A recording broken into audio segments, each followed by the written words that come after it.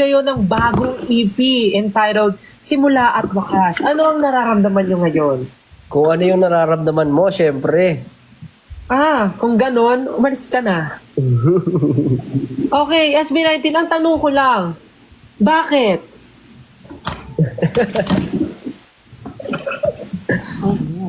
Ang SB19. Kanina pa tayo nag-interview. Pablo, matanong naman kita. Bilang pinuno ng SB19, sa tingin mo ba? Ano? Ayun, sa tingin mo ba? Paano magduling-dulingan? Hindi ko kaya. Kailangan... Ganyan ba dapat magtanong, ma'am? Ha?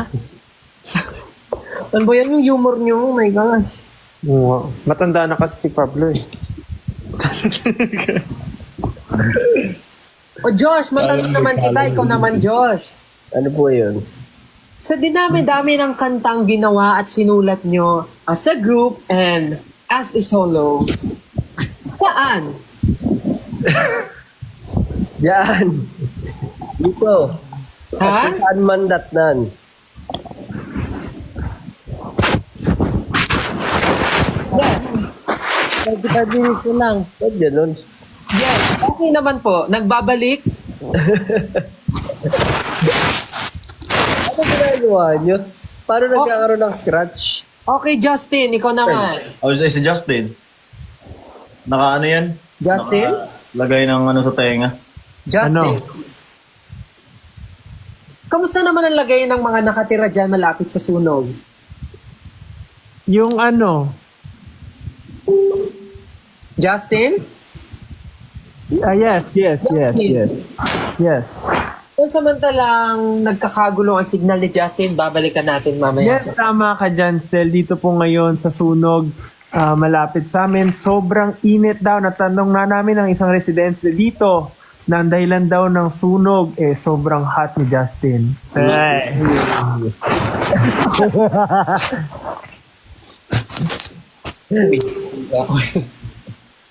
Ipag. Okay, back to you, Stel. Matanong naman natin si Ken. Ken, kamusta Ken? Okay naman po. Okay, Ken. Ito ang tanong ko sa'yo, Ken. Sorry. Lagi nakikita ng 18 ng inyong mga fans Yes po. ang... Kainis. May gusto sana ako i-joke kaya lang may ano. Sige na! Parang, Tuloy mo na! parang bukas na lang. Ano ba? Parang bukas na lang ako magsisimula. Ano ka? Anong bukas? Simula at bukas. Yun ba yung gusto sabihin ni Stel? Ano yun? Simula at bukas. Ha? Gagi? Uy!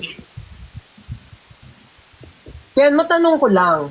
Sa dami-dami ng damit mo na pinag-i-investan mo, sa lahat ng kinikita mo, paano?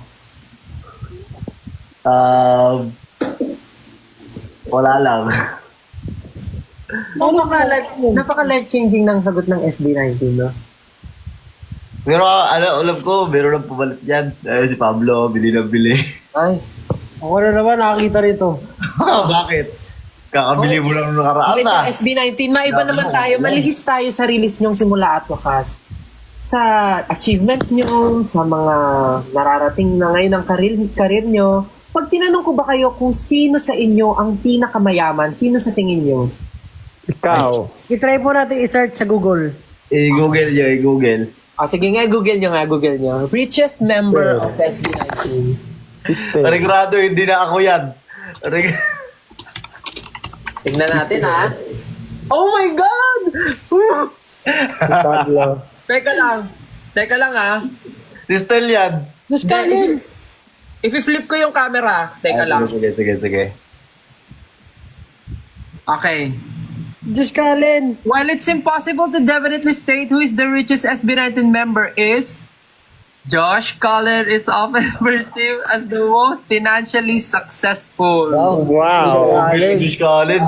Diyos Pengi Kalin. pera. Ano Sinungaling. man, mabigay ka na ng ano. Pengi pera. Josh Cullen, pahingi naman, Josh Cullen. Yan ang kasi Also naman yan. acknowledged as the group's financial leader. Magkano, Stel? Magkano? 1 point dollars sila, dollars. Grabe, Josh, pwede mo na palitan yung ano mo, yung tagline mo.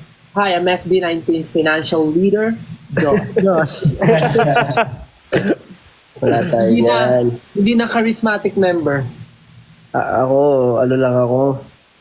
Nagtitipid. Tapos ang second at third nakalagay dito. Bahala, extra pa talaga. Extra mo si Pablo. Nawala. Hindi mo. Nawawala. Ano yan? Hindi ko si Pablo yung pinaka-hindi kasi di siya nagbabayad ng wifi. Napuputulan siya ng wifi. Wala siyang pambayad. Hindi. Ay, hindi. Balo. Pag nag-aaltab, Wala, oo. Nawawala.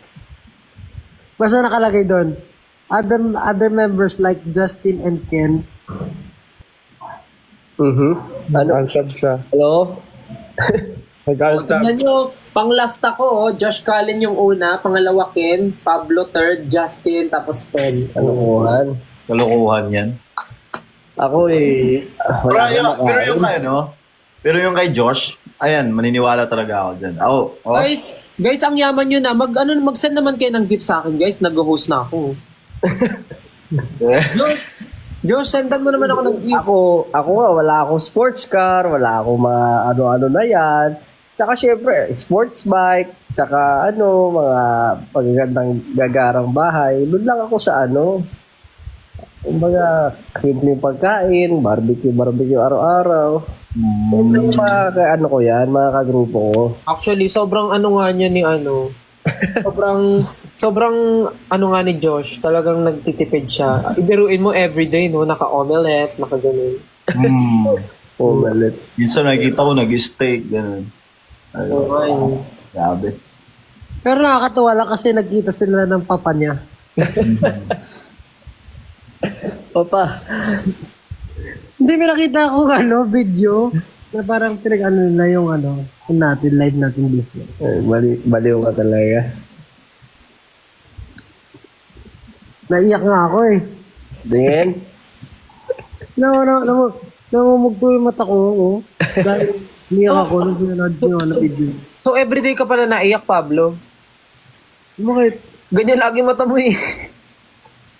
Akala ko sabihin mo, shit. Pinanood ko nga, tinan mo, sinipon pa ako. Sumakit na lalamunan ko kasi pinipigil ko lang. Nakakaawa ka naman, nakakaiyak naman yun. Kaya mo, ikaw pa rin ang tunay kong papa. Asukal nga lang. Ano? Asukal. Asukal? Ano yung sabihin? Asukal ni papa. Sukal ni Papa. Sugar daddy.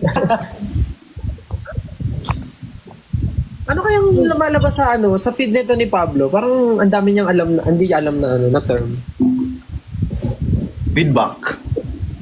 Puro motor ba yung feed mo?